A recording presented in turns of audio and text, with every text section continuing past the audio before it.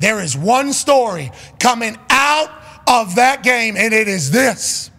If you get a Jayden Daniels, and I think Jayden Daniels to me is going to be the steal of the draft. All of you guys are going to have all your NFL gurus on for the draft, and they're all going to fall in love with Drake May, and they're all going to fall in love with Caleb Williams.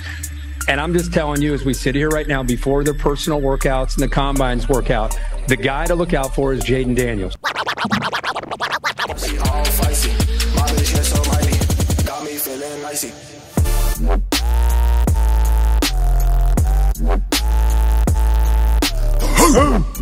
Story. Yeah, I know.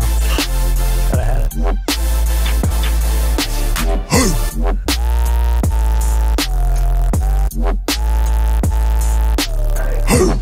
This dude was an absolute monster last night. Jayden Daniels, drafted to the Washington Commanders. New ownership, new feel, new vibes, new legacy. And Jayden Daniels, seemingly out of LSU, is the guy right now.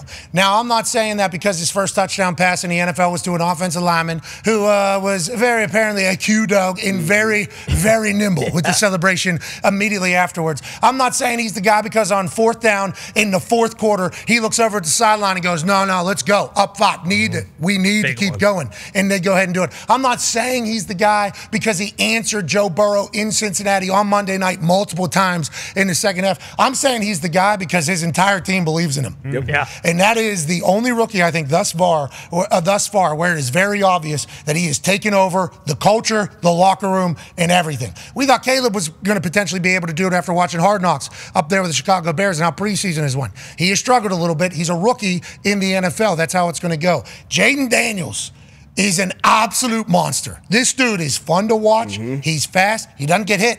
He's a little thin. Yep. Yeah, he's a little thin. So you wonder if he's going to be able to do the same stuff he did in college running-wise, because once a grown man hits you, maybe things will be a little bit different. Sure. He has that knack not to get hit. He can spin it, and his moxie is bananas. That touchdown throw to Terry McLaurin at the end of this game.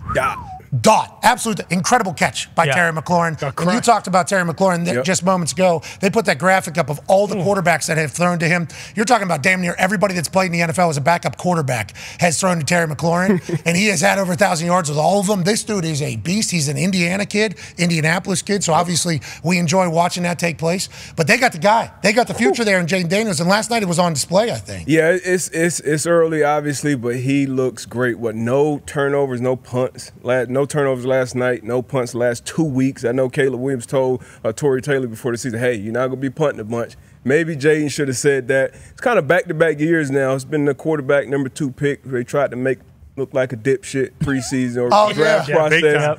End up kind of being that guy at least early on, but taking care of the football as a young guy, using his legs when he needs to, throwing the ball away when he needs. Only 2 incompletions last night. I mean, it looked like he's got it figured out. Cliff's got him playing good ball. He's playing quick. So if he sees the read, he sees the window, he makes accurate throws. And that last deep ball to Terry McLaurin, he knows he's getting hit. He sees his cover zero. He knows I have to beat this blitzer from right-hand side with this throw. Stands in the pocket as a smaller guy and throws an absolute dot in the biggest moment, of his short NFL career on prime time. I mentioned it now.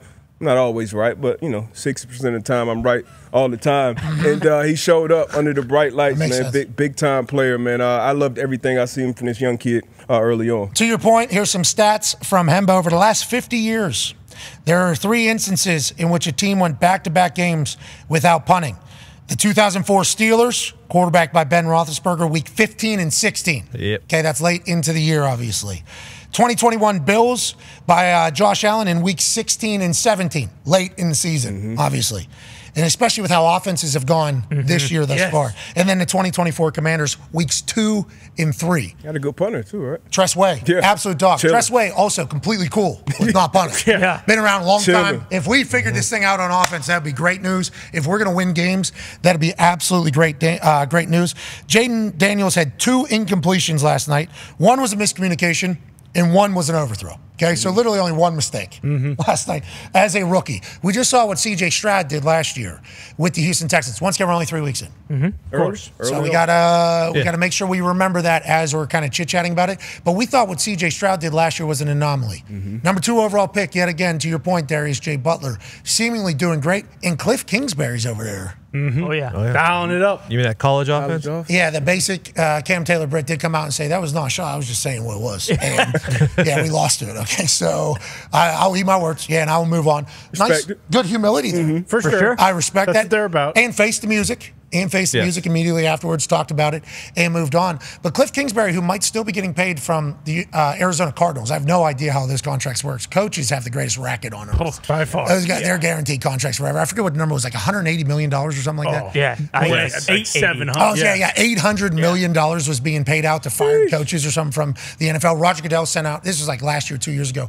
Roger Goodell sent out a memo to all the teams like, hey, just want to let you guys know, you're paying $800 million to fired coaches. Yeah. Just if you want to slow down a little bit Think about that. on this entire thing. Cliff Kingsbury with Jayden Daniels seemingly match made in heaven over there. It's just like with Jayden. Like, winning football is playing from the pocket. And then when it breaks down, every now and then you got to make a few plays outside, off schedule. And Josh has been a master at that, for the last few years. But it's honestly, it's what I want to be able to do myself. And I know I'm 40, but there's going to be a couple plays every single game where you're going to have to make something off schedule, even when you're 40. And I can play from the pocket, and I've been getting the ball out on time and throwing the ball pretty accurate. But I know there's going to be a couple times during the game, and the Thursday night was the first time I was able to really exploit those opportunities. And those are big plays. Backed up on the 8-yard line, I hit Lazard, he breaks a couple tackles. Now we're out by midfield, another third down. I move to the left. I hit Conk. We get a roughing call. Now in the plus territory. Another time, move to my right. Moving to my right. Nobody's open. Dart. Extending the play. Hit Conk for a first down. Like, there's going to be a few of these plays in the game. And, if you make these, you can put some points up. Starts with, though, why Josh has been so successful so far, playing from the pocket. Why Daniels played so good last night. It wasn't like everything was off schedule. It was him making plays from the pocket. Touchdown to Terry, last one. I mean, that was awesome. And he knew there was pressure, and he knew how to get it up, and they had a beautiful stop and go on the outside. They're in a zero coverage here. He knows there's one extra guy. He knows where he's going with the ball. He throws an absolute dime. It's really hard you got a guy barreling down. You got to put enough air on Terry on that ball so he can stutter go, and then you got to expect where he's going to be when he transitions out of this. I mean, he's throwing the ball as Terry is stuttering. It's an incredible play. So you got to give credit not just to Jayden, but Cliff Kingsbury, I thought, called a great game. Dan Quinn, anybody's been around Dan loves him. He's created a really good culture there. And then, the stuff that I heard from Terry, when they're talking about Terry on the field, because he came in, I believe he had 8 catches for 39 yards. They read us in the first 2 games. Terry McLaurin's had 1,000 yards, but I saw on the thing last night, like 10 different quarterbacks have thrown the ball before Jayden. But his humility in that moment, that's what you need from your star players. You need your best players to be your best people. And I give Terry a lot of credit. Obviously, him to have a couple big plays was awesome. Last night, I think he had 4 for 100 or something like that, which is great for him. But I have a ton of respect for Terry, and even more after just kind of hearing the commentary last night about how he's kind of gone about it and knows it's gonna. I'm gonna get it in time. I know I'm gonna get mine, but just the patience that we don't see a lot in this league from star players if it's not starting out right. And I would say to those star players too, it's a long season. It's 17 weeks. You never know when you get hot, get on a roll, hit a stretch of games where you place a certain type of defense and you get more one-on-ones and you get opportunities. I was really impressed by the quarterback play from the 2 winning quarterbacks last night.